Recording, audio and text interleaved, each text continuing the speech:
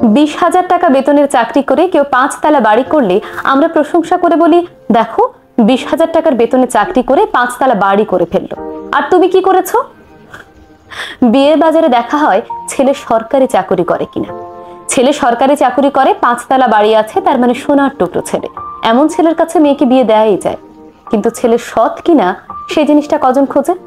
আমাদের সমাজে কে কত বড় বাড়ি করলো, কে কয়টা গাড়ি কিনলো, কার কত ব্যাংক ব্যালেন্স আছে, এই জিনিসগুলো দিয়ে মানুষের সম্মান পরিমাপ করা হয়।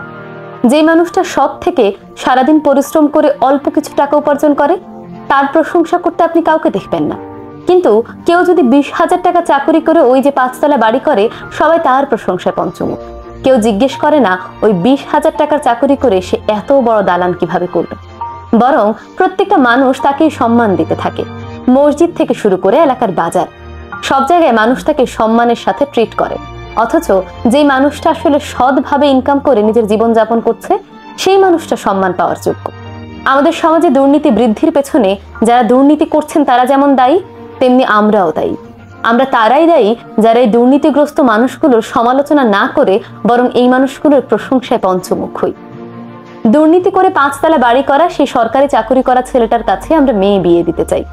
অবশ্য সব সরকারি চাকরিওয়ালা যে দুর্নীতি করেন আমি সেটা বলছি না, কিন্তু সবার আগেই দেখা হয় ছেলেটার ব্যাংক ব্যালেন্স আছে কিনা। সৎ চাকরি করা ছেলেটার বিয়ের বাজারে পর্যন্ত দাম কম। তাহলে ভেবেই দেখুন না, আমাদের সমাজে এই যে আমরা এই বৈষম্য তৈরি করছি, এটাও কিন্তু দুর্নীতির পেছনে অনেক বড় একটা কারণ।